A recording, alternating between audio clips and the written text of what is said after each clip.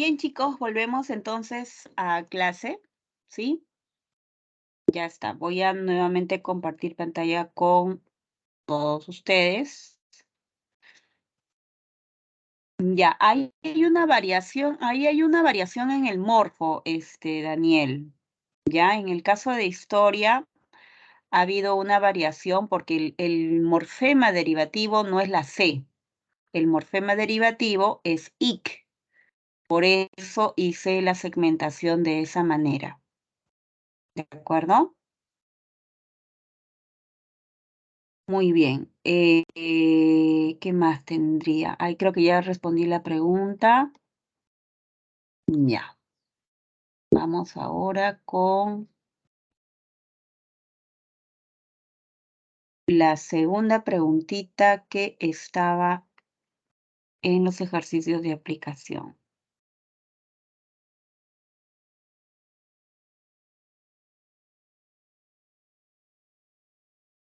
Ujú. Ya, entonces resolvimos la pregunta número 1, nos faltaría responder la pregunta número 2. En el enunciado, ahí tenemos un enunciado, la comerciante quien reparte sus pedidos en moto me obsequió un portalápices de su empresa. Las palabras subrayadas se han formado respectivamente mediante los procesos denominados. ¿Cuáles son esos procesos, chicos?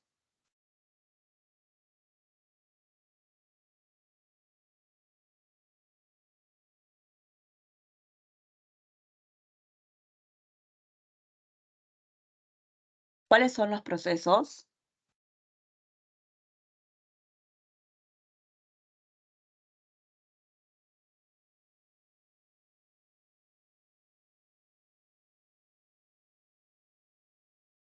¿Qué opinan? La palabra comerciante, ¿qué proceso de formación ha pasado o presenta?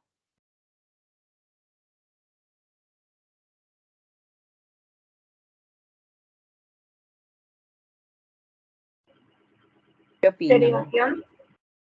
Derivación, ¿no es cierto? Viene de comercio, comerciante. Moto,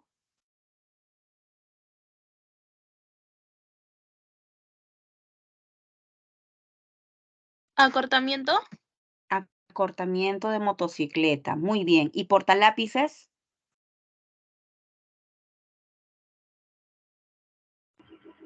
Para síntesis. Para síntesis. A ver, viene de, la palabra portalápices O viene de composición. portar. Composición.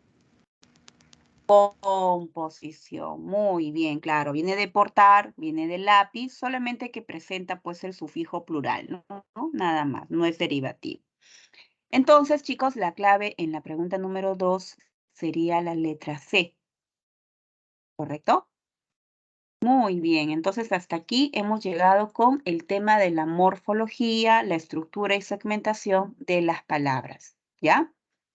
Vamos a pasar ahora a hablar acerca de la semántica.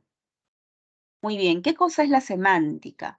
Es una disciplina también del lenguaje que se encarga de estudiar todo lo relacionado a los significados, ¿no?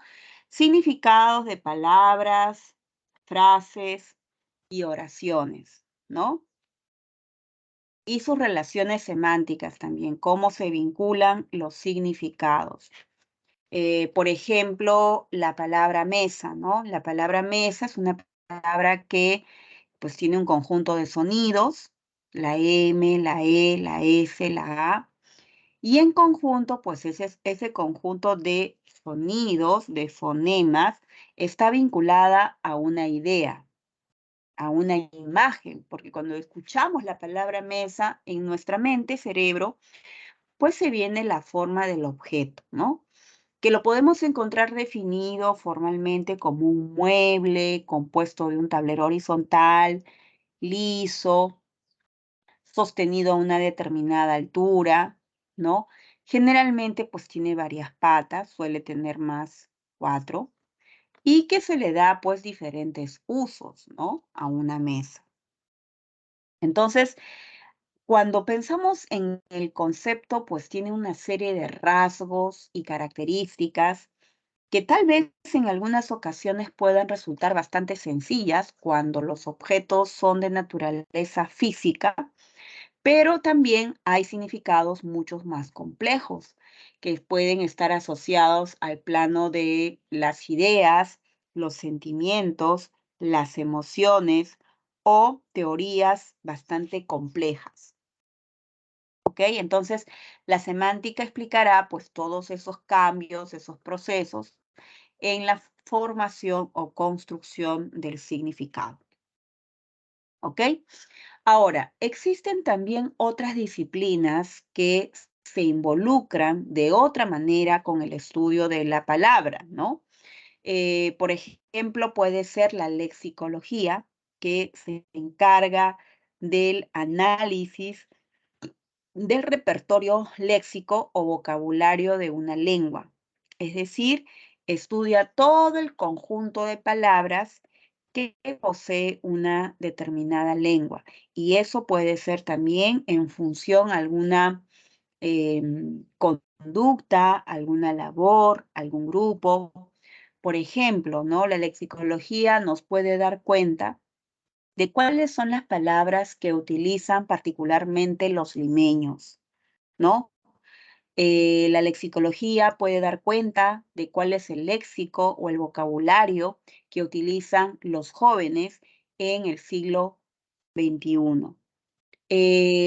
La lexicología puede dar cuenta de cuáles son las palabras que utilizan los hablantes de la variedad del español ancashino. Entonces, la lexicología es una disciplina, ¿no?, que estudia, aborda las palabras que existen y que utilizan los hablantes para su comunicación. Ahora, la lexicografía es una disciplina pragmática porque ella, a diferencia de la anterior, no estudia un componente de la gramática, sino le da un uso aplicativo, ¿no? A los significados. Consiste entonces, en este caso, en crear o diseñar, ¿no? Diccionarios, repertorios léxicos, glosarios, para que los hablantes puedan consultar y verificar la existencia de una palabra y el significado que éstas poseen, ¿no? Por eso los lexicógrafos son los especialistas que se encargan de la elaboración, construcción de diferentes tipos de diccionarios. Bien, entonces, se dan cuenta, hay muchas disciplinas del lenguaje que estudian la palabra, pero desde distintos enfoques, ¿no? Distintos objetivos, diferentes usos. Y nosotros, en este caso, nos vamos a centrar particularmente en la palabra, ¿no? Ahora, el signo, los signos, ¿ya? Son objetos, fenómenos o acciones materiales por naturaleza o convención que representan o sustituyen a otro, ¿ok? Si nosotros buscamos de repente el significado de la palabra signo, ¿ok?, en la RAE, vamos a encontrar, ¿no? Que, bueno, signo puede también ser un indicio, puede ser la señal de algo, ¿no? Un signo puede ser una figura, ¿no?, que alude a algo, a una idea convencional, a un grupo. Entonces, bueno, la RAE menciona 11 conceptos para la palabra signo. Pero en este caso nosotros nos vamos a enfocar un poquito más en los signos convencionales del lenguaje, ¿no? Y estos se clasifican en tres. Un signo puede ser un indicio, puede ser un icono o puede ser un símbolo, ¿ya? Los indicios son aquellos que se emplean estableciendo una relación de causa y efecto, ¿ok? Una relación de causa y efecto entre el significado y el signo en sí. Por ejemplo, aquí estamos viendo una imagen, ¿verdad? Esto es un signo, ¿no? Esa imagen, esta representación visual en una arena, por ejemplo, es un indicio de que ha pasado un vehículo, ¿no es cierto? Y probablemente, como se ve, un vehículo de carga pesada, es decir, un camión, un tractor, ¿no? Un medio de transporte grueso. Entonces, es un indicio de algo, ¿no? Tiene que haber habido una causa. Algo pasó por aquí y por esa razón hay estas huellas, hay estas marcas en un medio de transporte, en una carretera, en una arena. ¿Ves? Está asociado a algo que ha sucedido. El icono, en cambio, es aquello que mantiene una relación de semejanza con el objeto al cual representa, ¿no? Por ejemplo, tenemos los dibujos, ¿no? Mantienen una relación muy parecida con el objeto. Pueden ser dibujos, pueden ser maquetas, pueden ser mapas, o sea, guarda una semejanza, ¿no? Literal, tal cual con el objeto. Y los símbolos son representaciones abstractas, ¿no? Son de naturaleza arbitraria, convencional y no necesariamente guardan ninguna relación física, material, con el objeto al cual aluden, ¿no? Por ejemplo, aquí, ¿no? Esta figurita, ¿no? Este dibujito es un símbolo, ¿no? Que dentro de los dispositivos electrónicos, pues hace referencia a el botón de encendido o apagado de algo.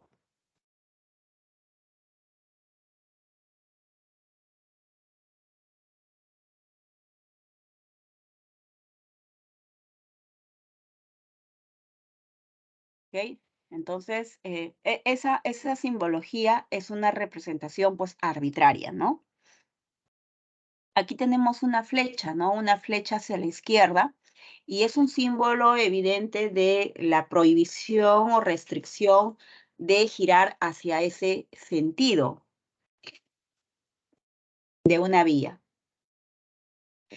También tenemos por aquí, por ejemplo, unos símbolos que hacen referencia, pues, al género femenino, al género masculino.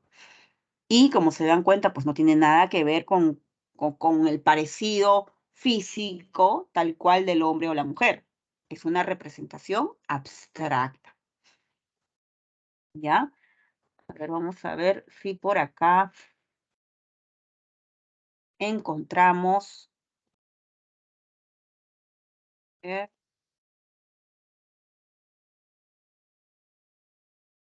un videíto que nos ayude. A ver, vamos a ver. Creo que por aquí podemos ver uno pequeñito nomás.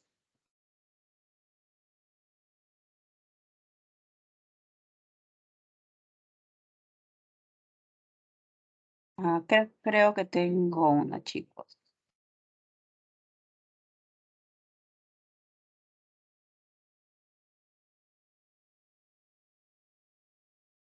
Ya, me parece que acá hay un videíto que, a ver, tal vez nos puede ayudar un poquito a ver más ejemplos sobre los símbolos, índices o indicios. Todo tipo de mensajes.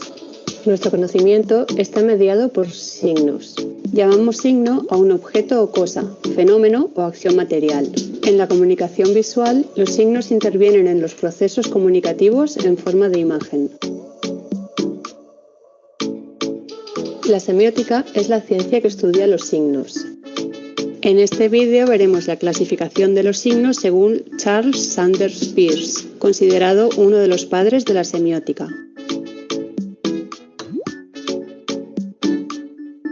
Peirce clasifica los signos en iconos, índices y símbolos.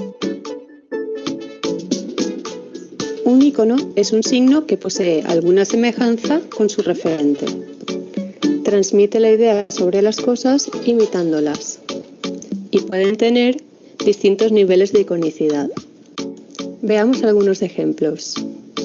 Podemos considerar estos signos como iconos ya que los tres poseen alguna semejanza con su referente, en este caso con un conejo, una pelota o un árbol.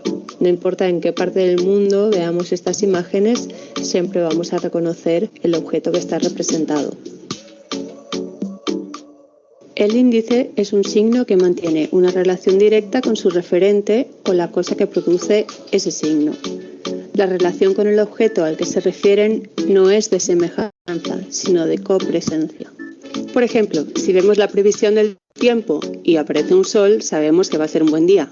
En cambio, si vemos una nube con un rayo, sabemos que nos tenemos que preparar porque puede haber tormenta.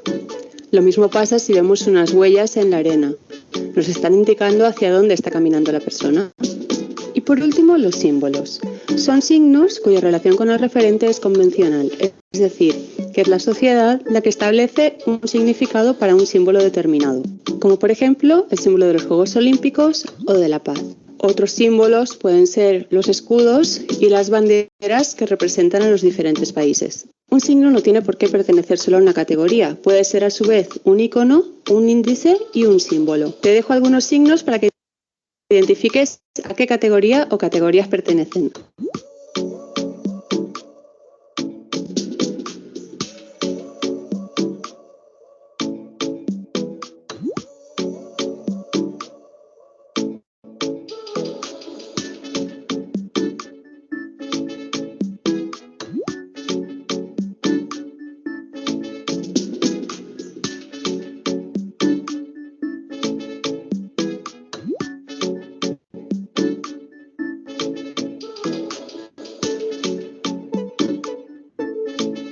No olvides suscribirte si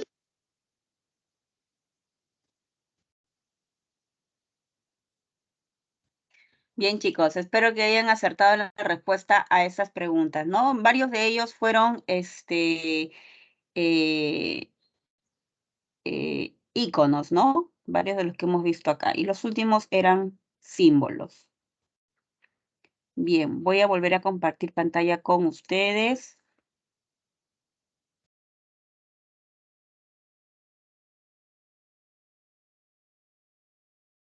Y ahora nos vamos a hablar acerca del signo lingüístico. Ya vamos a hablar particularmente del signo lingüístico. Es un signo que estaría contemplado en el grupo de los símbolos, ¿no? Es una variedad o es un tipo de símbolo, símbolo abstracto. Bueno, dentro de las características de un signo lingüístico podemos señalar que está doblemente articulado. ¿Qué quiere decir esto? Supongamos que tenemos una palabra, por ejemplo, la palabra taza, ¿no? Y en ella vamos a notar de que, bueno, para nosotros la palabra taza tiene un valor porque la secuencia de los sonidos, la T, la A, la Z y la A, tienen en ese ordenamiento, esos sonidos tienen un valor lingüístico para nosotros, porque está asociado a un significado.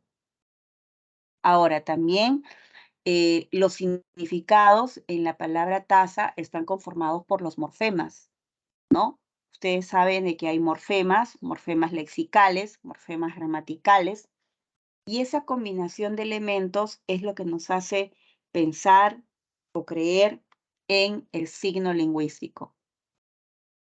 Ahora, decimos que es de naturaleza convencional, ¿no? Es convencional porque tiene que ser conocido por la mayoría de hablantes. Es decir, si yo utilizo la palabra taza, esta será comprendida indiscutiblemente por cualquier hablante del español en el mundo, ¿no? Es útil para la lengua. Es conocido por la mayoría de hablantes. Ahora, ¿por qué hemos escogido utilizar la palabra taza, estos sonidos y no otros? Eso puede responder a una cuestión cultural o histórica de la palabra, ¿no? Es una arbitrariedad, por lo tanto, el haber escogido pues el término taza y no haber empleado otra secuencia sonora para representar a ese objeto. Ahora, decimos que es mutable, ¿no? Es mutable en el sentido de que a través del tiempo los significados no son eternos, ¿no? Los significados, algunos significados de repente más que otros, pueden estar sujetos a algunas variaciones en el tiempo, pueden evolucionar, pueden ir variando. Por ejemplo, la palabra villano, que hoy actualmente pues es un adjetivo que hace referencia a una persona sagaz y astuta, inicialmente no tenía ese valor. La palabra villano significaba simplemente aquella persona que vivía en una villa. ¿Ok? Entonces, ese valor, ¿no?, lingüístico ha ido cambiando a través del tiempo. Ahora, a la vez también podemos decir de que un signo lingüístico es inmutable, ¿no? Esto sobre todo también considerando el tiempo, un tiempo corto. Los significados tienen que mantenerse relativamente estables para que los hablantes pues, puedan comunicarse, puedan entenderse en periodos cortos. Y por otro lado, también los signos lingüísticos siempre tienen que estar conformados por dos elementos, el significante y el significado.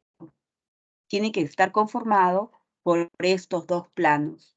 Por eso decimos que el signo lingüístico es biplánico, ¿no? Entonces, el significante es el lado de la expresión, de la forma, ¿no es cierto? De los sonidos, es la manera como se pronuncia la palabra o cómo lo escribes.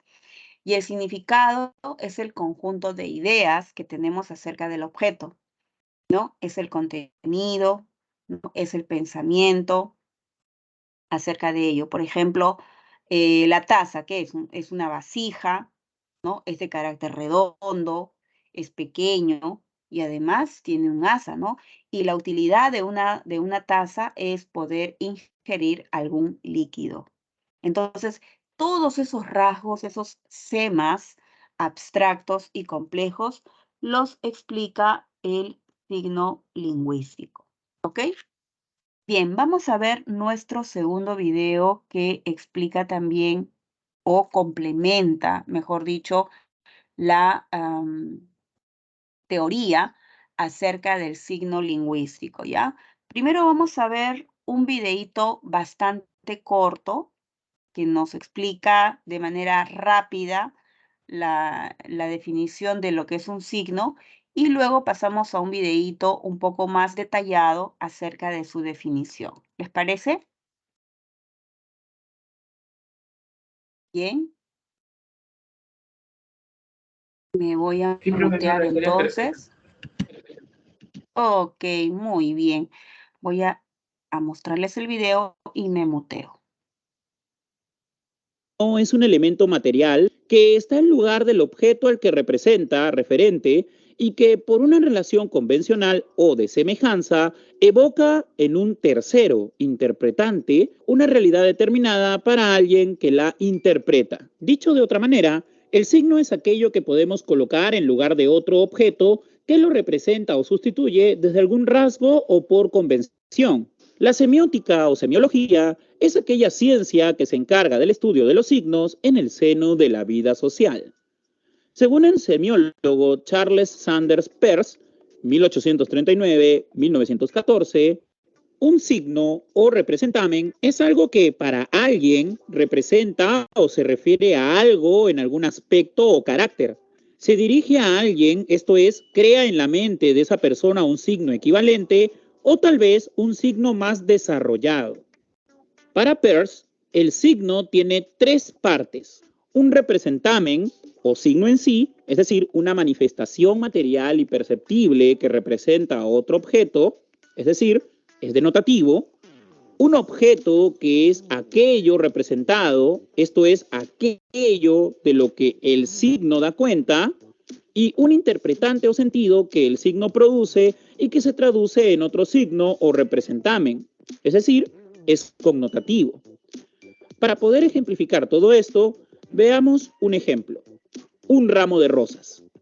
El representamen es el signo, el significante, es decir, la manifestación material y perceptible de un ramo de rosas. Por ejemplo, la oración, un ramo de rosas. El objeto, el referente, sería aquello a lo que se hace referencia. Por ejemplo, el ramo de rosas con una forma determinada, en un lugar y tiempo determinado.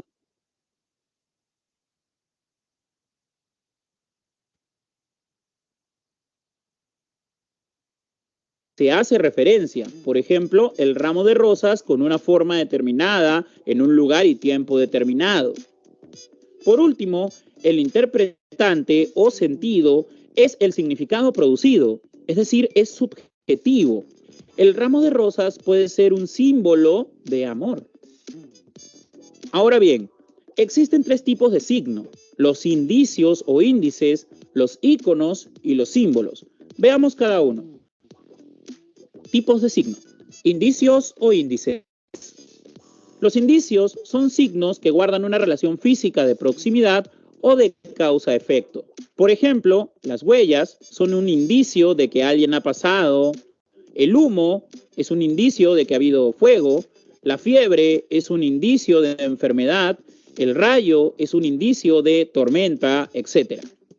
Luego tenemos los íconos. Estos signos tienen una relación de semejanza. Por ejemplo, una pintura, una escultura, una foto o un mapa. Por último, tenemos a los símbolos. Aquí la relación es arbitraria, fruto de un acuerdo. Por ejemplo, las palabras, los números, las banderas, etc., no tienen una relación directa con el objeto, sino que su significado depende mucho de la convencionalidad. Como hemos podido ver en este breve video, el signo es un elemento material que está en lugar del objeto que representa, ya sea por convencionalidad o semejanza. Según el semiólogo Charles Sanders Peirce, el signo posee tres partes: un representamen o signo en sí, un objeto, que es aquello representado, y un interpretante o sentido que el signo produce y que se traduce en otro signo o representamen.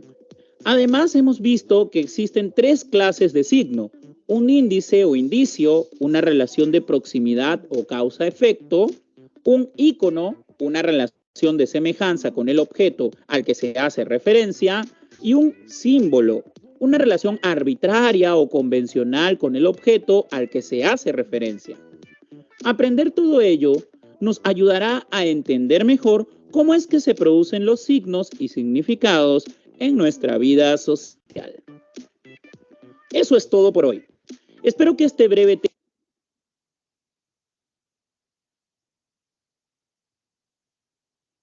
Bien, chicos, aquí teníamos entonces la explicación general del signo. Ahora vamos con el video que nos muestra la explicación del signo lingüístico, ¿no? En particular. Veámoslo. Es la forma de interacción que tienen los seres humanos para comunicarse. Esto presenta algunos tipos que pueden ser sonoros, corporales o gráficos, y que son resultados de diferentes y complejas funciones que realiza el cerebro. Todos sus procesos relacionados con la lingüística en el campo de la escritura y la conversación se pueden explicar mediante una corriente, el estructuralismo. Ferdinand de Saussure fue un lingüista, semiólogo y filósofo suizo cuyas ideas sirvieron para el inicio y posterior desarrollo del estudio de la lingüística moderna. Se le conoce como el padre de la lingüística estructural del siglo XX.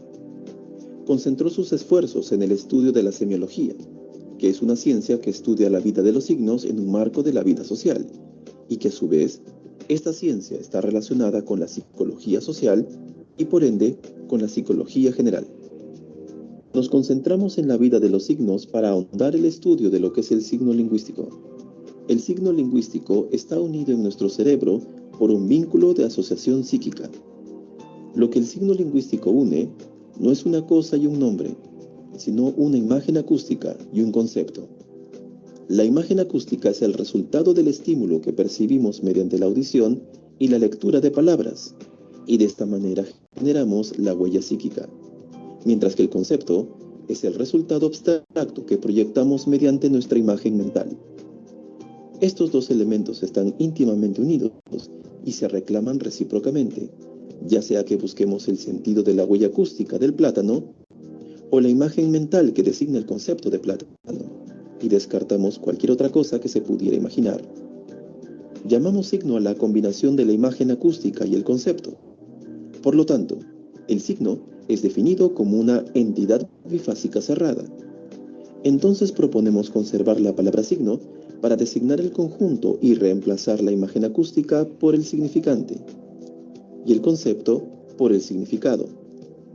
Estos dos últimos términos tienen la ventaja de señalar la oposición que los separa, donde el significante resulta ser la huella acústica que nosotros asimilamos con los años como una memoria auditiva, y el significado es el concepto de la huella acústica, o también entendido como el concepto del significante. Esta relación, según Saussure, es indisoluble, pues a falta de uno de ellos, se desarticula el sistema.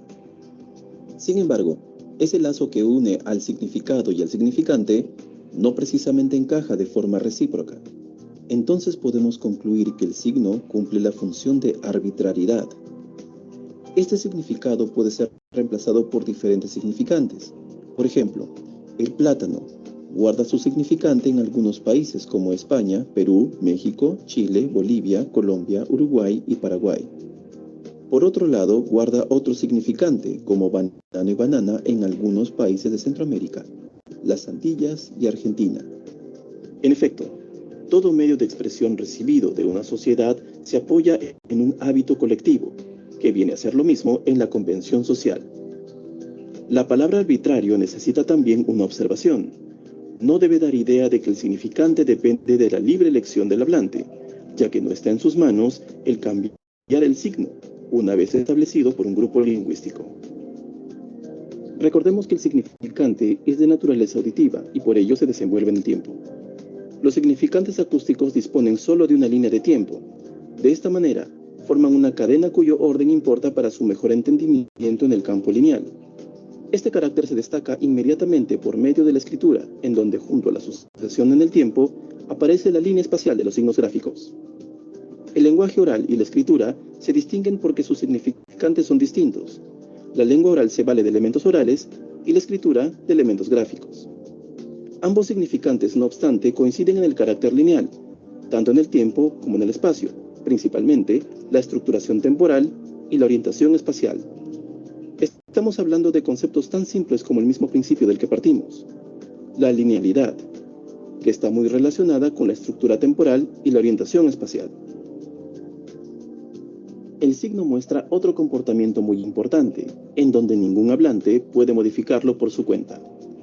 Esto se llama la inmutabilidad. Aquí les presentamos 4 puntos que sustentan su inmutabilidad. Aparece un significante, y de acuerdo con la percepción del individuo, este se forma una idea y le asocia uno o más significados. Sin embargo, con relación a la comunidad lingüística que lo emplea, no es libre, es impuesto. A la masa social no se le consulta ni el significante elegido por la lengua. Tampoco podría ser reemplazado por otro. Este hecho, que parece envolver una contradicción, podría resultar ser una actitud forzada. Así el individuo se proponga modificarlo, sería incapaz de hacerlo en lo más mínimo, porque la elección ya está hecha. Por otro lado, la masa misma no puede ejercer su soberanía sobre una sola palabra, ya que está atada a la lengua tal como es. Como la arbitrariedad del signo lingüístico es aceptado y usado por las masas, y debido a su común percepción y lógica, no se le atribuye críticas, ni dudas, ni cuestionamientos. Tampoco se motiva a usarlos, ya que son significados que no solo influyen en lo lógico, sino en lo social. Ahora mostramos otro punto referente a los signos, basados en la cantidad necesaria que comprende, con el fin de constituir cualquier lengua. En nuestra lengua castellana, los términos más extensos resaltan en el campo científico y técnico. Aquí unos ejemplos: electrocardiograma, esternocleidomastoideo, electroencefalografista.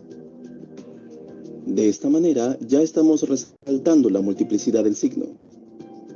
Lo mismo sucedería con las fórmulas químicas y otros compuestos orgánicos que ameriten una nomenclatura extensa, y se reemplazará con un número limitado de elementos, ya que los signos lingüísticos son innumerables.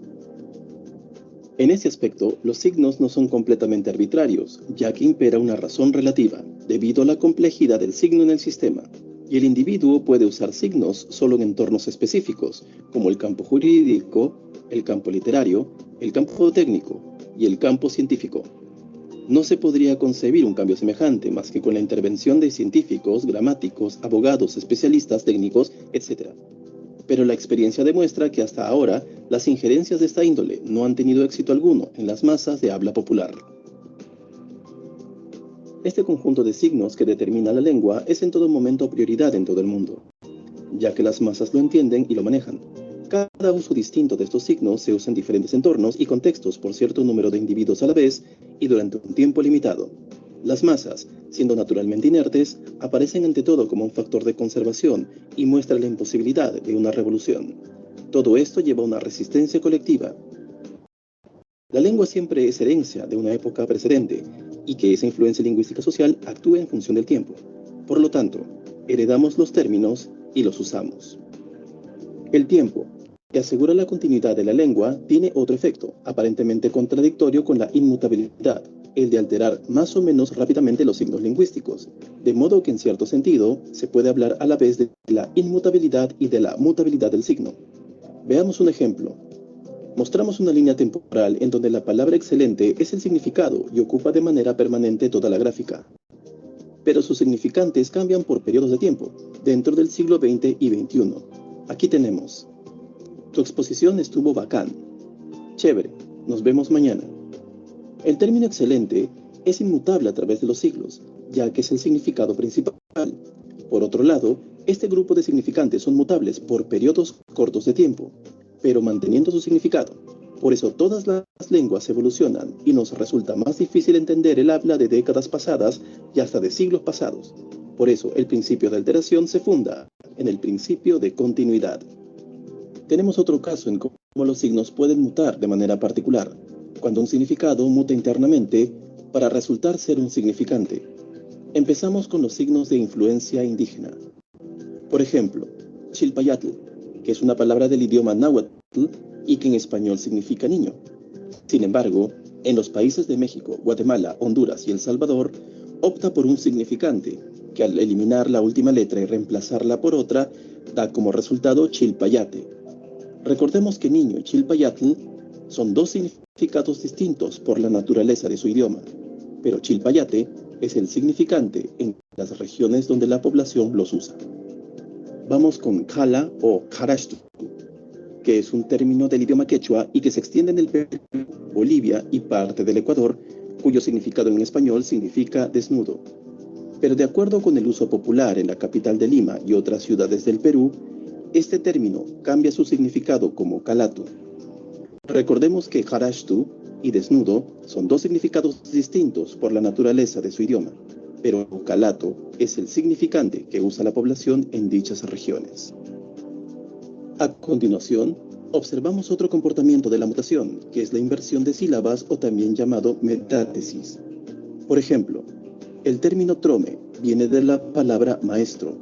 Los que lo usaban omitieron algunas vocales y que posteriormente, años después, invirtieron las sílabas, dando como resultado el significante que conocemos inicialmente. Este proceso de mutación comenzó a principios del siglo XX en la ciudad de Lima y se conserva hasta ahora. Posteriormente vemos algunos términos que siguen los mismos procedimientos. Ñorza, cuyo significado es señora. Telo, cuyo significado es hotel. Y choborra, cuyo significado es borracho.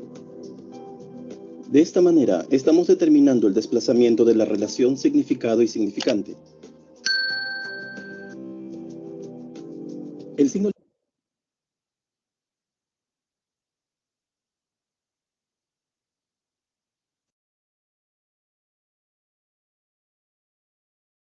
Bien, chicos, ahí hemos visto entonces varias características que se mencionan y se han detallado acerca del signo lingüístico, ¿ya? La mutabilidad, la linealidad del signo. Y ahora vamos a señalar, pues, particularmente los aspectos más importantes del significado, ¿no? Bueno, el significado viene a ser simplemente un elemento del signo lingüístico y tiene que ver con la conceptualización, las ideas que están asociadas a una palabra. Estos se pueden clasificar en dos variedades, significados denotativos y connotativos. Un significado denotativo es objetivo, lógico, original, sencillo, simple. Y la ventaja es que el denotativo siempre lo vas a poder encontrar en el diccionario, ¿no? Por ejemplo, Paolo compró un libro voluminoso, ¿no? Te refieres al objeto de lectura. Aquella bebé tiene solo un diente, ¿no? Estoy haciendo referencia pues a una pieza dental, ¿no? La sangre circula por las arterias. Estoy haciendo referencia pues a la sangre como tal, como parte o elemento que recorre el sistema circulatorio del cuerpo humano, por ejemplo, ¿no? Entonces, es lo más rápido, inmediato que viene a mi mente acerca de una palabra, ¿no? Es un significado formal de la ley. En cambio, el connotativo es todo lo contrario. Es subjetivo, es secundario, es adicional, metafórico, accesorio, ¿no? Y no siempre lo vas a encontrar en el diccionario, ¿no? Alude a un significado diferente del de la misma palabra. Por ejemplo, Ernesto es como un libro abierto. Lo que quiero dar a entender es que es una persona que cuenta todo lo que piensa o lo que sabe. Ellos son de tener buen diente, ¿no? Significa otra cosa, ¿no? El tener buen diente lo entendemos como la persona que come bastante, que come mucho, que come bien, ¿no? Es una persona de sangre fría, ¿no? Es decir, es una persona sin sentimientos, ¿no? Que no se conmueve ante la pena o el dolor ajeno, no es empático con la otra persona. ¿Ves? Y esa definición, pues no necesariamente la vas a encontrar en el diccionario si tú revisas qué significa sangre, ¿no? Ahora, pueden existir algunos factores que afecten o incidan en la construcción de un significado. Por un lado, tenemos el contexto. El contexto es de naturaleza lingüística, es decir, me apoyo en las demás palabras para poder determinar el significado de una palabra. Por ejemplo, control. Si yo me voy al diccionario y busco el significado de la palabra control, me voy a dar con la noticia de que hay 9 significados. Entonces, ¿cómo hace el hablante para de esos 9 significados elegir uno de ellos? Apoyarse en la oración, ¿no? En las demás palabras que rodean al término. Perdió el control de sus emociones, es decir, el manejo de sus emociones, ¿no? Se está haciendo referencia a la capacidad del ser humano para poder dominarse, ¿no? Entonces, eso lo deduzco por el contexto lingüístico, ¿ves? El control remoto está sin pilas. Cuando decimos el control remoto está sin pilas, ¿no? Me refiero a que me refiero al objeto, ¿no? Al objeto, al dispositivo para poder manipular un artefacto. Entonces, ¿te das cuenta? Me he apoyado en la oración y así seleccioné el significado idóneo. Ahora, la situación se da cuando en realidad la oración no me ayuda. No me ayuda el contexto de las palabras, no, son otros factores extralingüísticos, el lugar, el tiempo, la persona, a quién se lo digo para que yo pueda interpretar el mensaje, ¿no?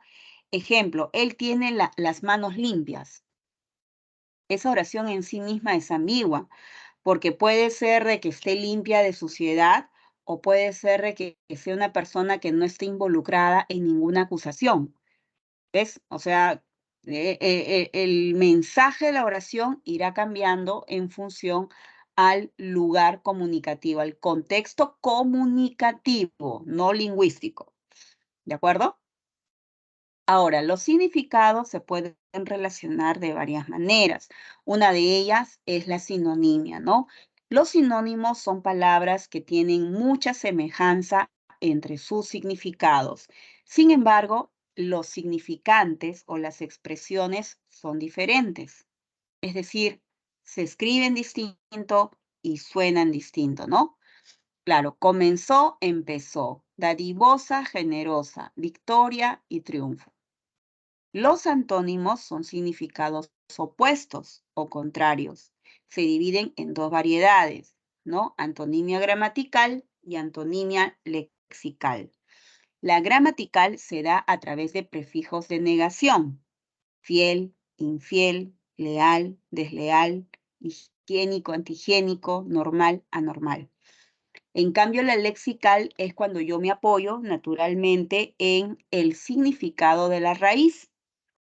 Y esta se puede dividir en tres variedades: recíproca, complementaria y propia. La antonimia recíproca se da cuando tenemos una implicancia entre uno y otro elemento. Se involucran. Por ejemplo, para comprar alguien tiene que vender.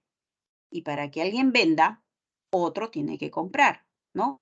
Hay una implicancia mutua entre las acciones o entre las palabras.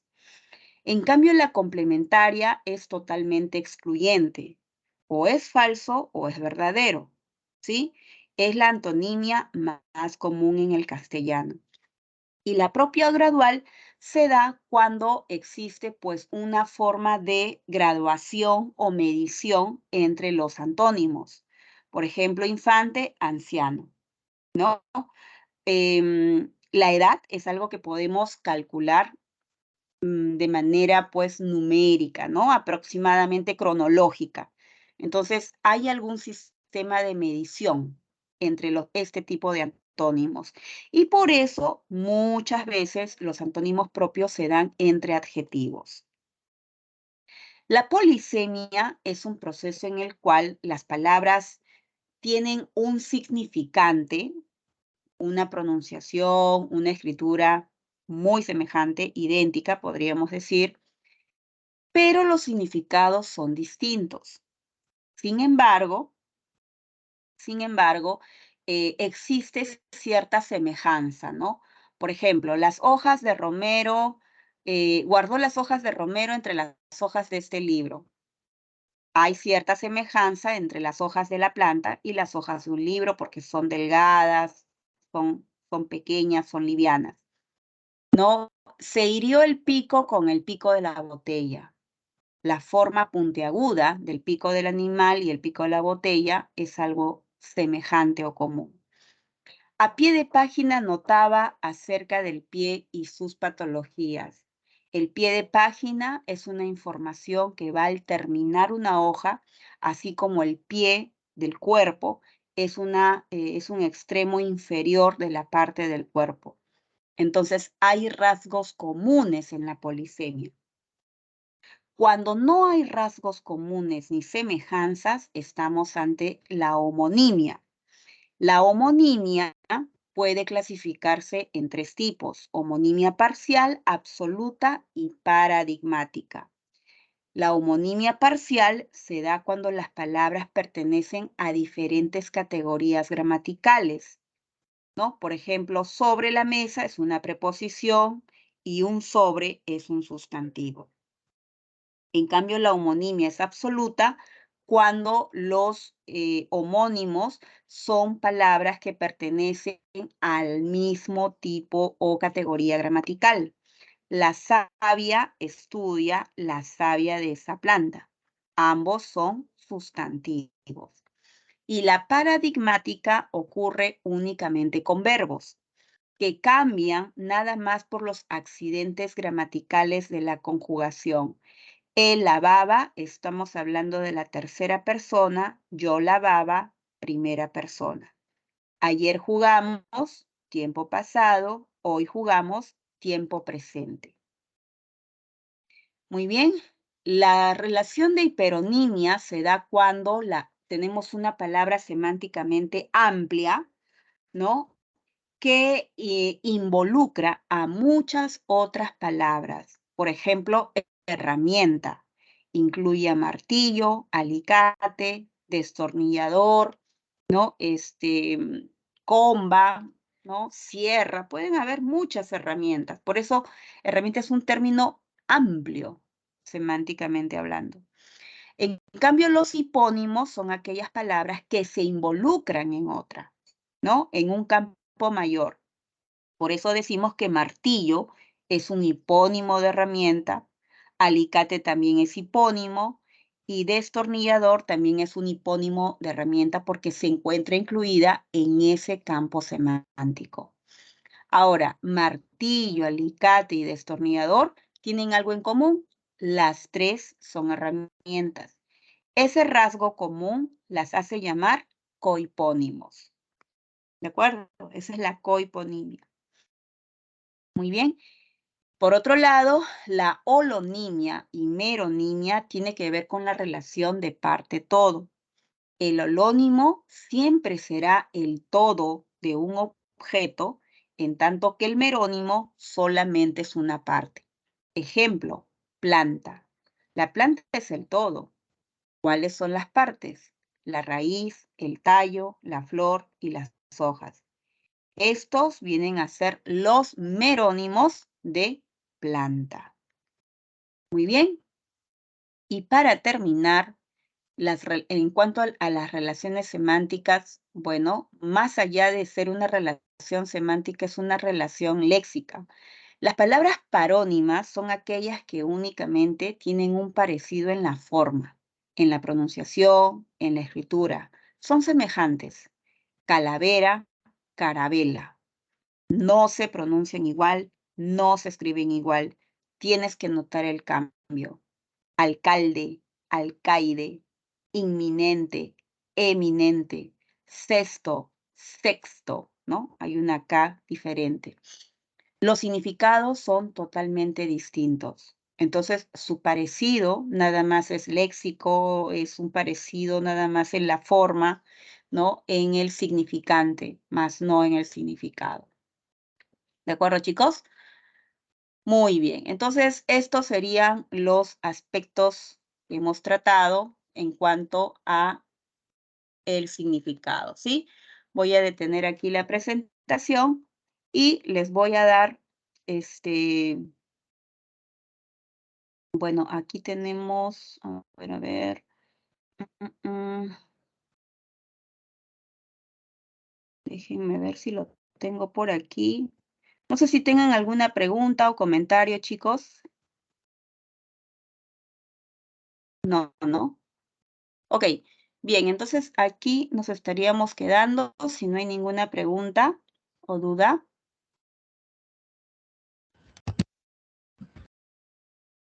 ¿Podría ¿No? repetir cuál era hiperonimia? Hiperonimia. Ok, a ver, voy a volver a compartir acá el punto de hiperonimia. ¿Ya? Muy bien. Los hiperónimos son esas palabras semánticamente amplias, ¿no? Como herramienta. ¿Por qué? Porque herramienta tú le dices a un martillo, a un alicate, a un destornillador. Eso es un hiperónimo. Involucra o incluye a otras palabras. Igual, animal. Animal es un hiperónimo porque incluye a gato, león, elefante, cebra. Incluye a otros términos. Otro hiperónimo, días. Tú le dices días al lunes, al martes, al miércoles. La palabra día incluye, involucra a otros sustantivos, a otras palabras. Esa es la idea. El hipónimo es lo contrario. Es la palabra incluida en un campo semántico, ¿no? Por ejemplo, a ver, azul. azul es un hipónimo de color. ¿De acuerdo? Bien, chicos, aquí me estaría entonces quedando. Espero no estar interrumpiendo la clase siguiente y conmigo sería hasta la siguiente sesión. Un abrazo para todos, cuídense. Gracias, profesora. Gracias a ti, Tony. Cuídense, cuídense, chicos.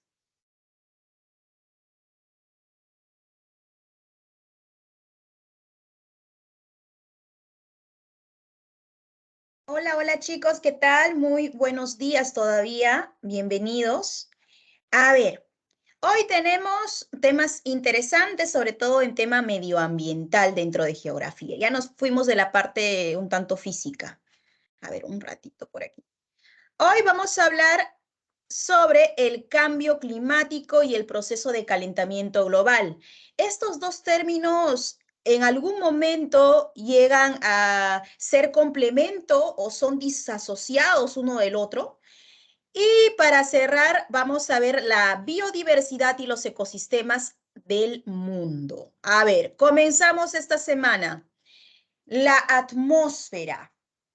La atmósfera se sabe bien que es una envoltura de tipo gaseosa. Hay muchos gases, entre ellos el que abunda es el nitrógeno, continuado del oxígeno. Y entre otros gases, el que predomina es el dióxido de carbono.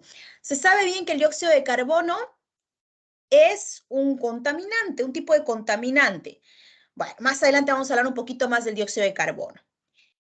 Pero gracias a esta atmósfera gaseosa, gracias al total de gases que almacena, también algo favorecedor es de que da condiciones adecuadas para la vida. ¿Cómo así? Somos el tercer planeta en distancia del Sol. En realidad, si es que no tendríamos nuestra atmósfera, por la mañana la temperatura sería fatal y por la noche descensos, prácticamente como un desierto, incluso, pero por supuesto exponencialmente diferenciado. La estructura. Aquí una mnemotecnia, TRO es las primeras iniciales de cada capita, Meterex. TRO es Meterex. Listo. Esas son todas las capas. Comenzamos en la troposfera, la capa baja, donde vuelan los aviones, me parece por... Ah, no estoy hablando, no se habla. Aquí nada más voy a hacer un resumen. A ver, donde ocurren los fenómenos atmosféricos, la estratosfera le continúa. En realidad, según el ascenso, debería disminuir la temperatura, pero no ocurre eso, curiosamente, debido a que esta capita de aquí, que está aquí, termósfera, también es conocida como ionosfera. En algunos libros lo van a ver separado y en otros juntos, o cambiado el nombre. En realidad es termósfera o ionosfera. ¿Por qué se debe el nombre? Choque de iones. ¿Qué es el choque de iones? ¿Qué ocurre? ¿Qué sucede? Aumento de la temperatura, porque es energía, liberación de energía. Y la exósfera, que es la capa que ya se comunica con el sistema planetario, con la parte cósmica. Pero no es la última. En realidad, no es considerado dentro de la capa, pero se sabe que hay un campo magnético en la Tierra. Ese campo magnético, gracias a todas las capas también, puede deteriorar meteoritos o cualquier otro cuerpo que se acerque a la Tierra. Bien, ok. También después de la estratosfera viene la capa de ozono, es lo que vamos a tocar. Muy bien, pero antes, justo para ver la contaminación de nuestro planeta, tenemos que tocar el término cambio climático. ¿Qué quiere decir? Bueno, las condiciones del clima ya no son la misma. Puede ser por una acción humana o también natural. Puede ser entonces biogénico, origen de lo natural, o puede ser androgénico. ¿Cuáles son las causas? El efecto invernadero. El calentamiento de la Tierra por el efecto invernadero. Los gases retienen la temperatura. No dejan que los gases salgan de la Tierra completamente y sean llevados al espacio. Se quedan, lo atrapan y eso incrementa la temperatura. La deforestación, no es lo único en realidad llamado sumidero. Las plantas hacen un intercambio gaseoso. El dióxido de carbono, que es el principal elemento químico que causa retención de los rayos solares, de la energía solar, y bueno, lo cambia dióxido de carbono por el oxígeno. Y eso contribuiría al efecto invernadero, ir en contra del efecto invernadero. Pero como hoy en día estamos realizando actividad de tala, entonces hay zonas deforestadas. Ya no hay ese gran balance bueno, químico. Alteración de la circulación atmosférica. El aire se vuelve más pesado. El aire se vuelve más pesado y ya los vientos también no son tan fuertes. En algunas zonas cercanas a cuerpos de agua o a mar, ahí sí hay mayores vientos. Pero mientras que más se va distanciando, no. Los principales gases del efecto invernadero. ¿Por qué ocurre esto? El dióxido de carbono, como te mencionaba, principalmente del parque automotor. Nosotros también producimos dióxido de carbono y en algunas otras acciones. El metano. El metano es un gas bastante contaminante, pero la producción es menor que la de dióxido de carbono. ¿Sabes quién puede producir metano? Es disponer la basura en cualquier lugar, pasa un tiempo y genera líquidos, se introduce al suelo, se evapora los contaminantes o el líquido, se evapora, se convierte en gas y eso es metano. Deja una semana, 2 semanas la basura en tu casa, aparte del olor que es putrefactante. Del olor también va a empezar a arderte los ojos. Te va a arder las fosas nasales. El óxido nitroso. Bueno, esto es un poquito más, o se debe, con industrias siderúrgicas, la elaboración de óxido nitroso. ¿Cómo se da este efecto invernadero? A ver, ingresan los rayos del sol a la Tierra. ¿Perfecto? No ingresa todo en realidad. Una parte, gracias a nuestras capas, son desviadas. Lo que logra ingresar, se dan como 3 tipos. Rayos ultravioletas, rayos visibles y rayos infrarrojos. Infrarrojos. Bueno, de los 3, ¿cuál es más violento? ¿Cuál puede perjudicar mucho más al hombre? Los rayos ultravioleta. Y estos ultravioletas hay 3 categorías: A, B y C. Los visibles permiten la visión, diferenciación de cuerpos, hay mayor calor, la claridad. Los infrarrojos calientan los cuerpos. A ver, hablando de los rayos ultravioletas A, son la vitamina que nos puede provenir del sol, la vitamina D. También es recomendable para los abuelitos, para que no se queden dentro de casita, tomar el sol. Hasta cierto tiempo, claro. Y en determinadas horas, que la energía, el impacto de la energía o el ingreso de la energía es menor. Los rayos ultravioleta B ya nos da ese bronceadito a la piel, a veces insolación. Y la C, esos sí son los más letales y se introducen a las capas más profundas de la piel y puede ocasionar cáncer, ceguera también. Por eso ahora utilizar gafas de sol ya no es un lujo, sino una necesidad. Bueno, ingresan estos 3 rayos. Una parte es absorbida por cada cuerpo. Llega un efecto óptico. Si tú aprecias el color en cada cuerpo, es porque está liberando ese color y está absorbiendo otro de los colores. En realidad, el cielo no tendría por qué ser azul. También es otro efecto óptico. Pero sabemos bien que la luz está compuesta, según Newton, 7 colores, ¿no? Ya, ok. Entonces, una parte es absorbida por el cuerpo y la otra parte es regresada al espacio. Pero como las nubes no van a dejar, no van a permitir, se va a atrapar. Y eso va a mantener caliente al lugar. Mientras más rayos van ingresando, incrementa la temperatura. Por eso hablamos de sensación térmica. Ya no, ¿qué temperatura estamos? 14 grados. ¿Y qué sensación térmica tengo? 16 grados. Hay 2 términos. También el notificador del tiempo te da estos 2 términos y tú tienes que saber diferenciarlos. Muy bien. La principal también de la existencia de esta capa de ozono es que nos va a proteger principalmente de estos rayos ultravioletas. Es cierto que pasa un poco, pero si hay un agujero en la capa de ozono, como ocurre aquí entre el país vecino, Tacna y Chile, ahí sí hay mayor ingreso de capas de los rayos ultravioletas. Entonces, hay mayor personas que están pasando por cáncer a la piel. Consecuencias. La tropicalización de la Tierra. Sabemos bien que la Tierra, la parte tropical, está cercano a la línea ecuatorial. Imagínate de la línea ecuatorial que sea toda la Tierra de esa misma forma. Sería alarmante, ¿no? Alarmante. Tropicalización. Adelgazamiento de los casquetes. Los casquetes polares están desapareciendo, mira por aquí. Se están adelgazando. ¿Quiénes están sufriendo más? La flora y la fauna que habiten el lugar. Por supuesto, frente a abundante energía solar, la plantita también llega a morir. Con la ausencia, al incremento de la temperatura, el oxígeno disuelto del agua disminuye. ¿Y quién depende también del oxígeno? Una porción de oxígeno, la plantita, muerte de la planta. Adelgazamiento de los casquetes. Se ha observado, se ha fotografiado los osos polares prácticamente esqueléticos, y eso que ellos tienen una capa de triglicéridos de piel, es decir, fuerte, gruesa.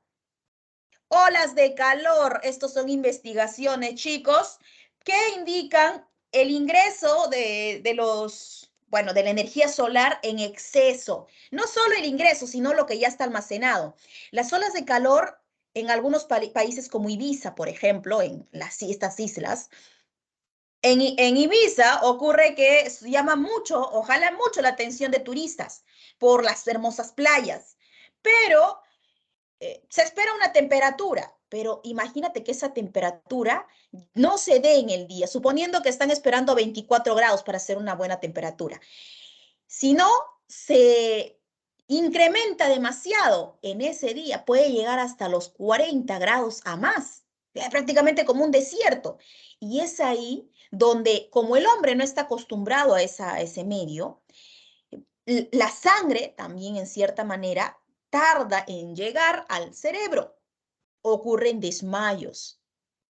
Como no llega sangre, el corazoncito no puede bombear, también hay paros cardíacos, han llegado a haber hasta muertes por estas olas de calor. Derretimiento de los nevados, bueno, prácticamente lo mismo, ¿no? Casquetes de nieve. Adelgazamiento de la capa de ozono. Provoca el cambio climático. El ozono nos protege de los rayos ultravioleta. El ozono está siendo deteriorado porque hay algunos gases que ocasionan su adelgazamiento. Lamentablemente, hay muchos gases, entre ellos los clorofluorocarbonados, CFC. A ver, CFC. La reducción de las costas por el incremento del mar. Si se derriten los casquetes polares, entonces, ¿qué va a pasar en medio del océano? Incremento. Y al incrementar el océano, el nivel del océano, las costas van a avanzar. O sea, vamos a perder una parte de costas. Elevación bueno, aquí está. Precipitaciones mayores de las frecuentes. En algunas zonas precipita, en algunas zonas hay sequías extremas. Emigración de la fauna. Gracias al desplazamiento que tiene la fauna, va a poder ir de un punto que no se siente cómodo a otro, pero no ocurre lo mismo con la flora. La flora tiene que estar estática y corre riesgo a morir más rápido. Alguna fauna muere en el transcurso de su desplazamiento, ¿no? O en adaptación. Otras son más resistentes. Pérdida de la biodiversidad con esto de lo que te estoy mencionando, menor rendimiento agrícola, sequías extremas, mayor desertificación.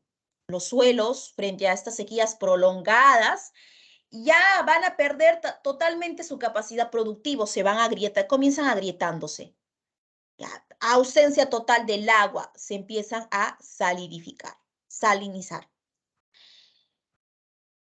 Han habido acuerdos, antes. Profesora, la diferencia que me prometió entre cambio climático y calentamiento global. ¿Cuál es cuál? Aquí lo voy a colocar, calentamiento global.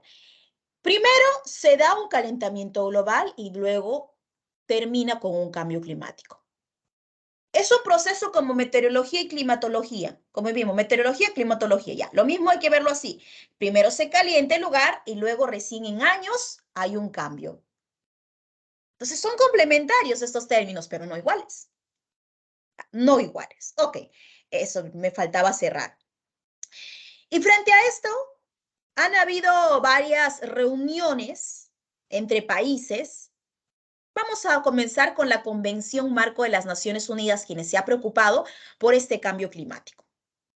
Han sido tratados internacionales. Por ejemplo, uno de ellos, el más conocido, es el Tratado del Cumbre de la Tierra en el 92, se realizó en Brasil, en Río de Janeiro, y el objetivo era estabilizar las concentraciones de GI o gases del efecto invernadero.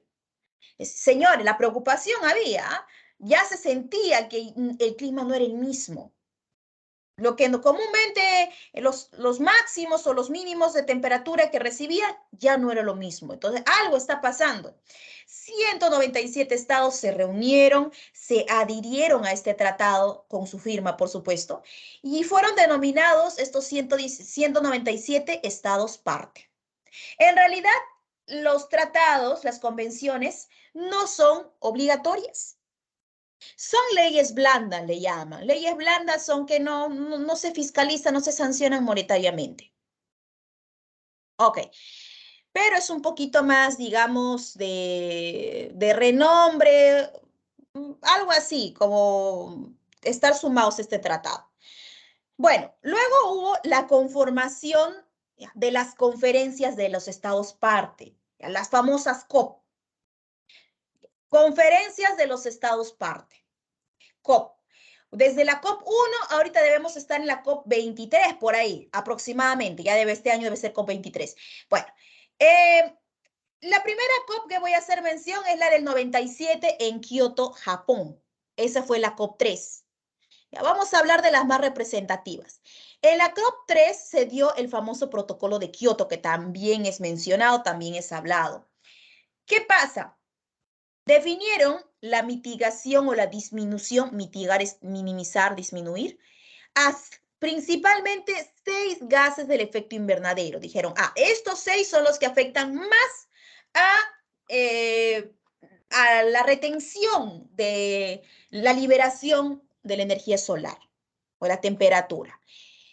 Los países industrializados deben reducir sus emisiones en un 5% y eso iba a ser evaluado del 2008 al 2012 y sí se cumplió, incluso más del 5%. Eso fue lo bueno de Kioto, por eso lo estamos mencionando. Luego, en el 2012, la COP18 en Doha, Qatar. Se acuerda que el protocolo de Kioto fue muy bueno, entonces dijeron, hay que extenderlo, pues que no sea el 2012, hay que llevarlo a más. Justo en el año que iba a terminar, que iban a evaluar si se había dado una buena respuesta en el protocolo de Kioto, extienden al 2020. La reunión del 2015, el Tratado de París, la COP21 en París, Francia. No, deberíamos estar más, ¿no? Una COP mayor, 26 por ahí, deberíamos un poquito más quizás. Ya, bueno, en el 2015, aunque en el 2015, cada 3 años aproximadamente se dan estas reuniones, chicos. Depende cuando lo lancen. Bueno, a ver, la COP15 en París, Francia, se aprueba el Acuerdo de París, el famoso Acuerdo de París, que propone reducir las emisiones de gases de efecto invernadero. Tenían que hablar de mitigación o minimizarlo, de adaptación también, porque si es que no se puede realizar la minimización, la mayor minimización, entonces los pueblos tenemos que adaptarnos frente a ese cambio que ya es real. Si un ecosistema es dañado, no puede volver a sus condiciones iniciales, eso sería mentira. Por eso necesitamos preparar, adaptar a todo lo que vive ahí. Resiliencia también es un proceso de adaptación. Yo soy resiliente frente a cambios. O sea, yo puedo hacer frente a esos cambios, cualquiera que sea. Se fija el objetivo de limitar el calentamiento global porque, según la NASA, iba a incrementar en 2 grados centígrados la temperatura. Entonces ellos decían, no puede ser, si ahorita con en ese tiempo de 0.65 grados se habían incrementado ya, se había evaluado en el 93, Dijeron, si con esas temperaturas que incrementó, ya lo estamos sintiendo fatal, ¿qué será con 2 grados centígrados? Dijeron, no, hay que hacerlo menos. Y se llegó a 1.5 grados centígrados. O sea, fue algo productivo. Y también se da algo muy importante, que es el principio de responsabilidades comunes, pero diferenciadas.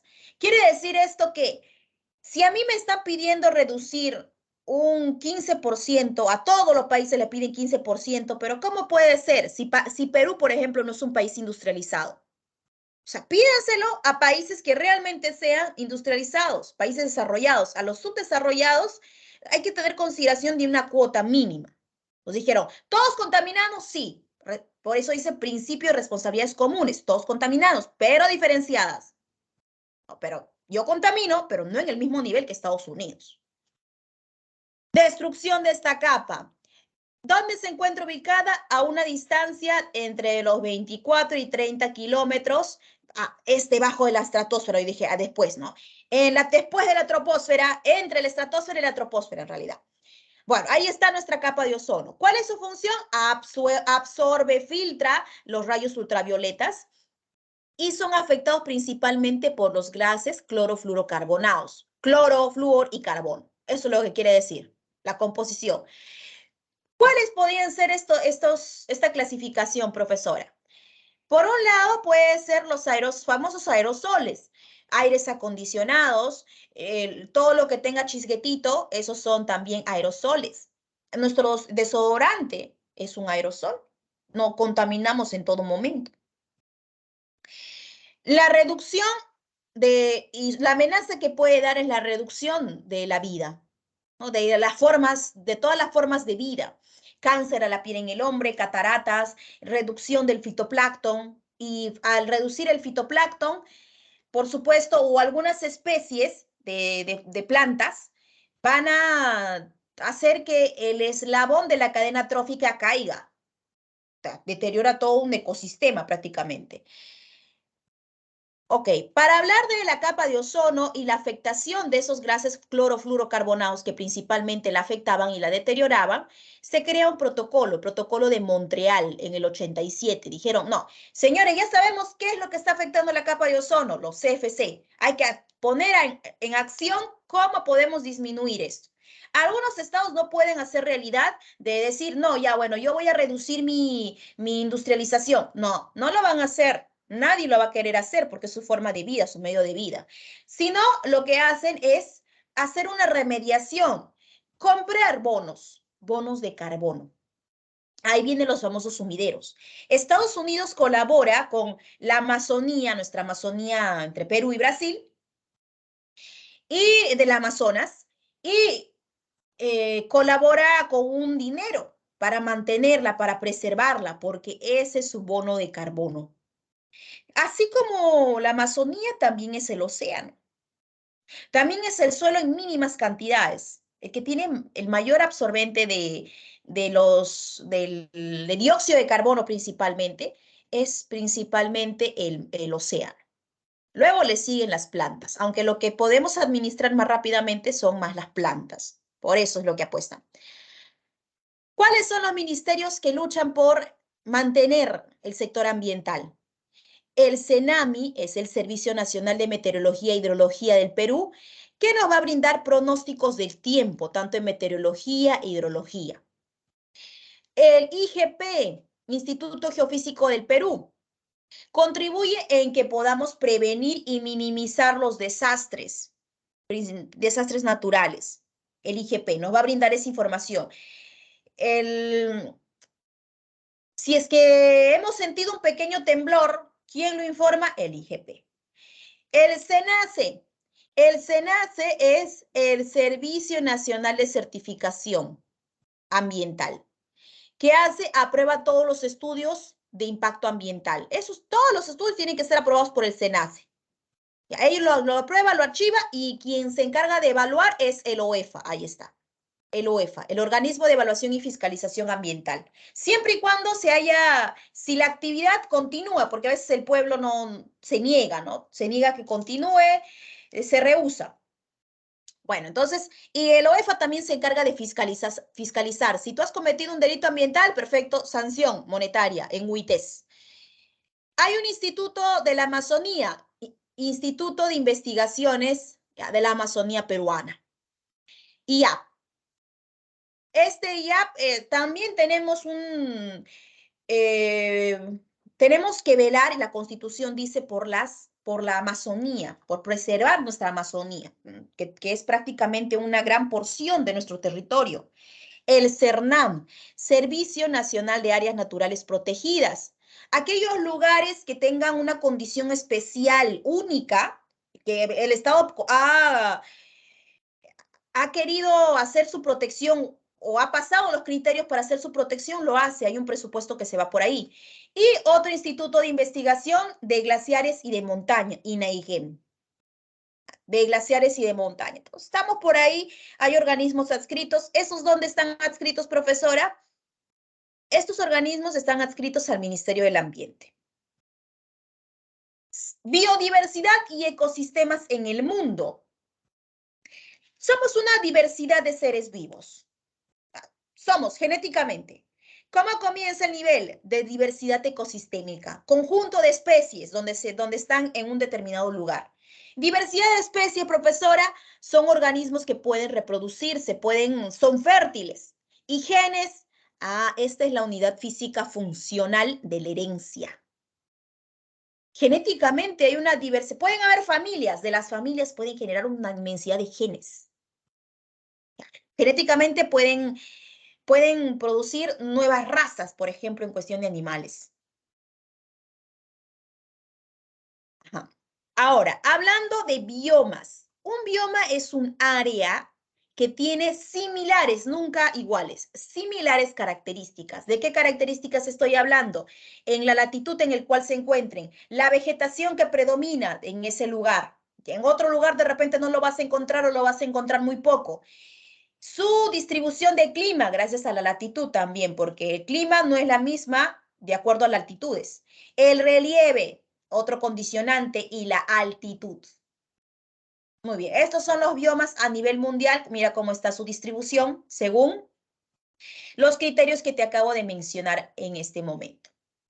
Vamos a hablar de cada uno de los biomas, es necesario, así lo dice.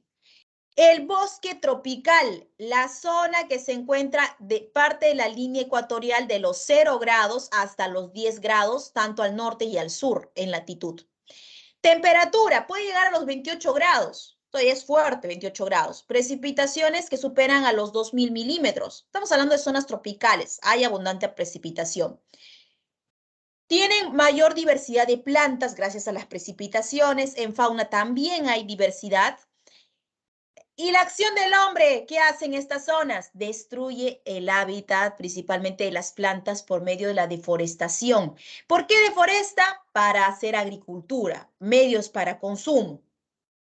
Y la contaminación del agua a causa de la minería. A causa de la minería. Zona de sabana. La sabana se ubica, me quedé en los 10, ¿no? A partir de los 15 a los 25 grados de latitud norte y en el sur. Las temperaturas no es tanto como el bosque tropical, va a disminuir a los 25 grados centígrados. Tiene estación seca y la otra también lluviosa. En flora, los árboles son escasos. Una zona de sabana, profesora. En bosque vas a ver, bueno, ahí su nombre lo dice, ¿no? Bosque tropical. Generalmente árboles. En sabana no lo vas a ver.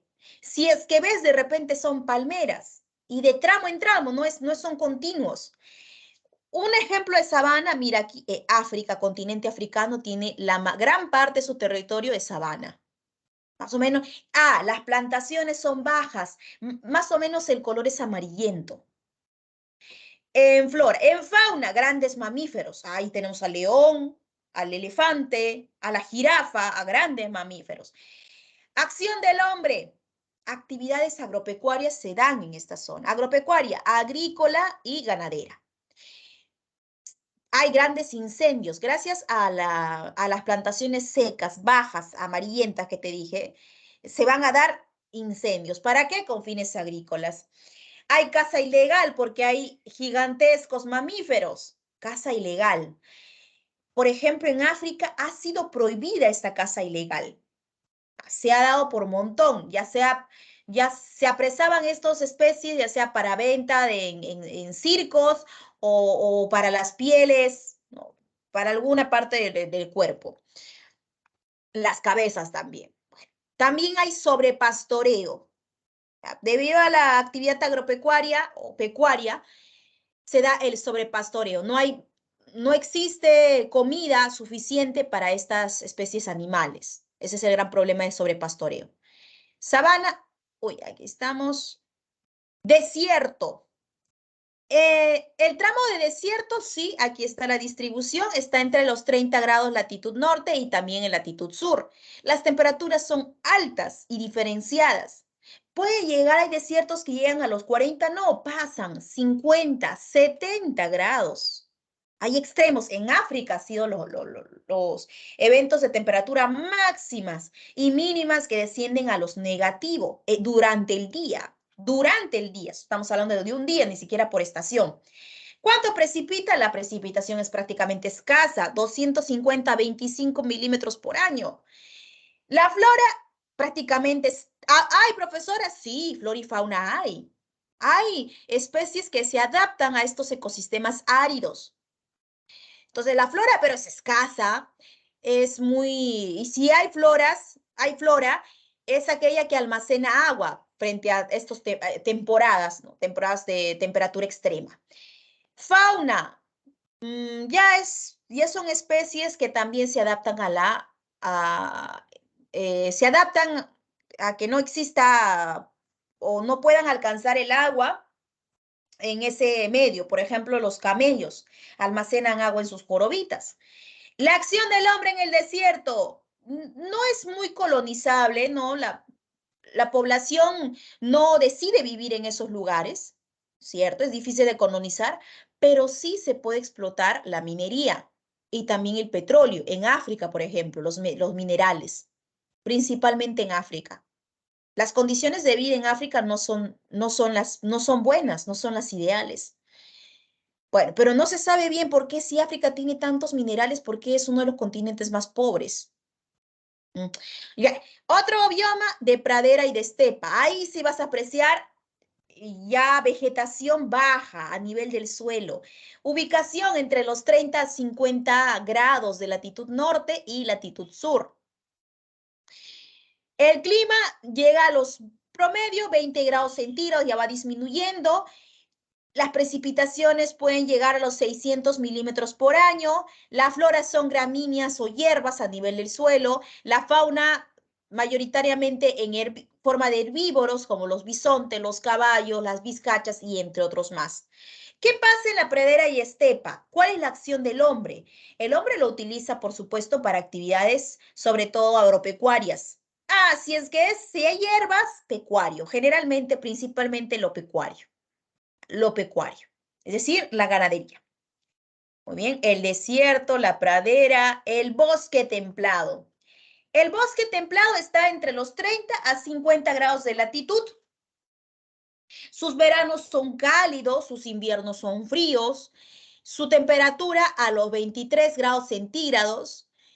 La flora que predomina son árboles caducifolios. Y también se va a sumar los perennifolios. Toma apunte aquí. Los árboles caducifolios es que sus hojas son caducas, caen. ¿Pero por qué caen? Por temporadas. Toda la época del año no lo tienen. ¿Por qué crees que la costa tiene bosque seco? No se aprecian las hojas. ¿Por qué? Porque hay fuertes temperaturas. Cuando es invierno recién florecen. Y árboles perennifolios es porque tienen las hojas perennemente o todo el tiempo. ¿Ya? Todo el tiempo. Entonces, en el bosque templado vamos a apreciar a estos dos tipos, caducifolios y perennifolios. La fauna, las ardillas, los lobos, las liebres, los zorros y otros más. ¿Qué pasa el hombre? ¿Cómo interviene el hombre aquí? Es que este bosque templado es bastante tomado en área por el hombre, la expansión urbana de los centros poblados. en el bosque templado. La taiga o bosque boreal. Aquí ya vamos a hablar de menos temperatura. En el hemisferio norte, entre los 50 y 60 grados de latitud. El clima es frío, con veranos, los veranos son bastante cortos, ya nos estamos aproximando a los polos. 19 grados centígrados. Profesora, ¿cuándo se siente más frío? Bueno, tenemos que disminuir. Aquí en Lima sentimos a los 15, a los 14 grados centígrados, ya estamos, pero fatal, con frío fatal, con 12, ni qué decir. Los inviernos entonces son un poco más largos, la temperatura puede disminuir a los negativos 50 grados centígrados. La flora, los árboles, ya no hay perennifolios ya no hay caducifolios, sino perennifolios. En este lugar abundan los pinos. Esos pinos de Navidad, en esta zona, los lugareños no hacen las compras artificiales, sino naturales. Y los famosos pinos. Además que el pino también puede ser útil para la construcción, la fabricación de muebles, ¿no? La fauna. Son especies migratorias, cuando hace frío se van de ese lugar, cuando están en verano vuelven, y hay otras que invernan. La acción del hombre, la tala, debido al comercio del pino, la tala, la caza y la contaminación del suelo a causa de la minería. El bosque templado. Y me falta mencionarte la tundra, esto ya para cerrar. La tundra y las regiones polares. La tundra está a elevaciones, bueno, en altitudes de 60 grados latitud norte y mayores de 50 grados latitud sur. ¿Dónde está, profesora? En la península de la Antártida, en las altas montañas de los Alpes también. El clima ya es gélido, muy frío. La temperatura oscila de entre los 10 grados centígrados a los 36 grados, prácticamente durante todo el año. En algunas zonas y en otras zonas de tundra, sobre todo cercano bueno, en las regiones polares, ahora sí ya no es cercano, disminuye. Es mucho menor, negativo 20 grados centígrados es lo normal, hasta los negativo 50 grados centígrados. Las precipitaciones se dan en forma sólida, en forma de nieve, y es de 150 a 250 milímetros por año. La flora, las plantas son bajas. ¿Existen plantas? Sí, son bajas, son pequeñas, principalmente en forma de musgos, líquenes, se pegan al hielo. La fauna que abunda, los renos o también los caribús, los zorros antárticos, los lobos y entre otras especies. En la tundra alpina están las cabritas, las ovejas. ¿Y cuál es la acción del hombre? En estas zonas, como te estoy mencionando, temperatura de 10 a negativo 36 grados centígrados. Profesora, sería increíble que alguien viva. Sí, existen, pero tribus, comunidades tribales. ¿Quiénes son? Los famosos esquimales. Esos que tú ves en película que se reúnen de repente en una comunidad de 50, 100 personas, que están bastante abrigados con mismas pieles de los animales que ellos muchas veces lo hacen, habitan los esquimales, ¿ya? Es una forma de vida para ellos. Se da la caza ilegal.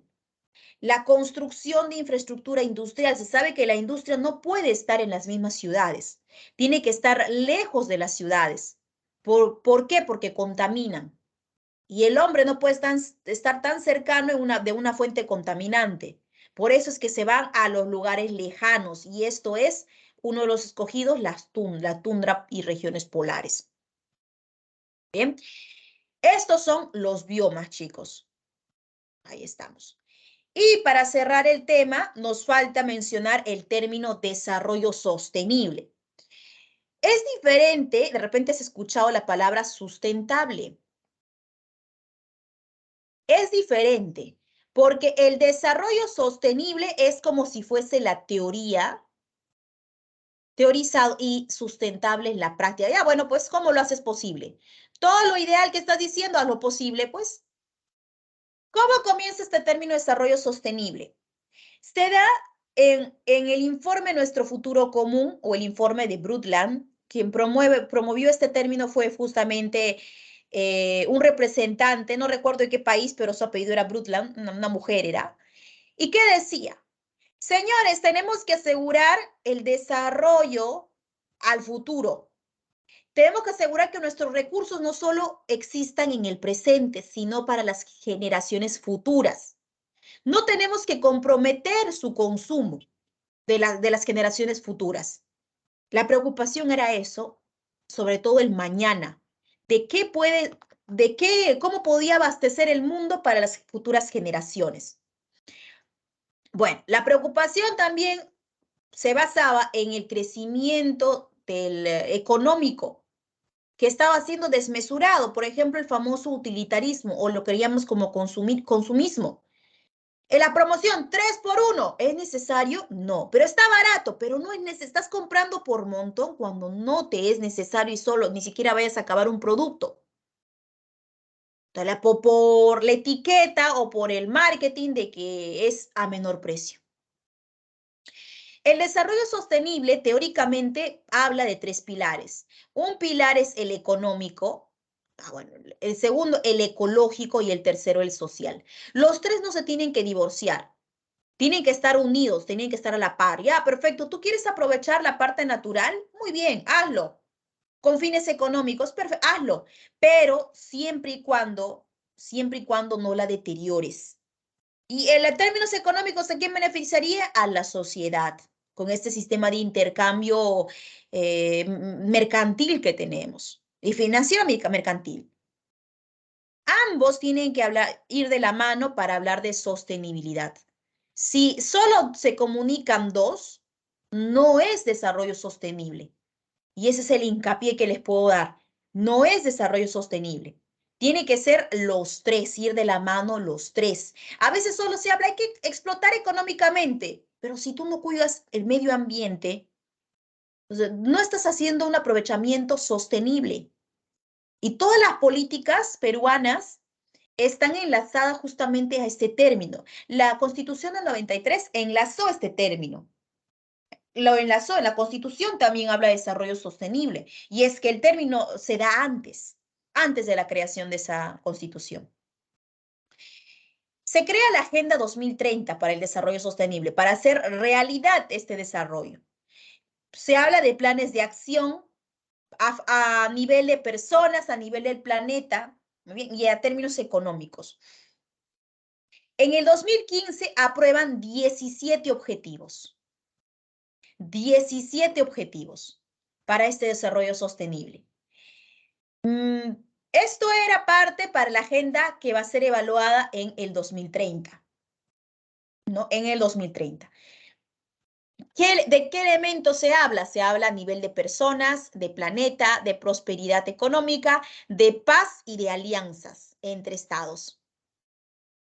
Va 17 objetivos que hablan de estas temáticas. Apuntado a las personas, apuntando al planeta, a la prosperidad económica, a la paz, es decir, no a la ambición entre estados y a las alianzas. Generalmente, estos cinco ejes, te voy a hablar de uno de ellos que se dio en la pandemia. ¿Sirve o no sirve? Es muy criticado también estos 17 objetivos. El tema de alianzas primó dentro de la pandemia porque no se hubiese podido encontrar la cura contra la COVID si es que los estados no trabajaban hombro a hombro. El Perú también dio información, uno que otro país decía, este avance estoy logrando, y el otro continuaba, acá por ciento, y estaban comunicándose. Aquí ya no era porque Estados Unidos lo hizo o tal país lo hizo, no. Aquí el sentido era de que se hablaba en base a la vida. Todos, derecho a la vida, universal. Y las alianzas se lograron entonces en esta época. Los 5. ¿Qué hace el Perú con la Agenda 21? Tenemos un Centro Nacional de Planeamiento Estratégico llamado CEPLAN. Apunta a esa agenda. El CEPLAN tiene políticas y planes a nivel de sectores para hacer posible que el cumplimiento de esta Agenda 2030. El desarrollo sostenible dentro de la legislación está en el artículo 66. En este artículo habla que el Perú tiene recursos naturales renovables y no renovables. No habla de otro término más. En los libros existen otras categorías, pero en el Perú hablamos renovable y no renovable. Sí. Uy, hay un micrófono, chicos. Alguien se le encendió sin querer. Bueno, habla entonces del aprovechamiento. Y además de estos recursos, también se habla de las concesiones. Es decir, si el Perú no puede proteger sus recursos, porque habla de la protección, el Estado le debe protección a nuestros recursos, entonces es dable, entendible, que el Perú le dé paso a que alguien sí lo pueda hacer, lo que él no puede. Concesionar. ¿Ya? Concesionar. Y bueno, hay concesiones extranjeras. Por eso se habla también que la Constitución Política del 93 vende patria, le dicen, ¿no? Una vende patria. En el 67 te da, indica que el Estado determina la política nacional del ambiente, compró a la sostenibilidad de los recursos. El 68 dice que el Estado está obligado a promover la conservación de la diversidad. ¿Y por qué la conservación de la diversidad? ¿Dónde hay diversidad? En estas famosas situadas como áreas naturales protegidas. Ahí se debe el Estado. Ahí hay presupuesto que se va también, chicos. Áreas naturales protegidas. En el artículo 69, el Estado debe promover el desarrollo sostenible. Aquí habla de la Amazonía. ¿Te acuerdas que te dije hace un momentito de la Amazonía? Te hablaba de la protección amazónica. Ya. La Constitución, nuestra última Constitución, la Constitución vigente, artículo 69 dice que debemos de velar por esta Amazonía. Por eso se da principalmente la creación de este Instituto de Investigaciones de la Amazonía Peruana. Y todo está enlazado. Recuerda que dentro de lo legal, también la parte ejecutiva, el sector ejecutivo también, ¿no? Aquí es el poder ejecutivo también tiene que estar activo, todos se tienen que comunicar, si no, no se puede hacer posible el avance. Ok, ahora sí, vamos a tomar unos minutitos, son 2 preguntitas. A ver, ¿dónde está? Aquí estoy. A ver, un ratito, el chat. Ajá. Listo, chicos. Unos minutitos, chicos, aunque me parece que a las 11:50 entramos en break, ¿no? Ya, regresando entonces, lo vamos a contestar.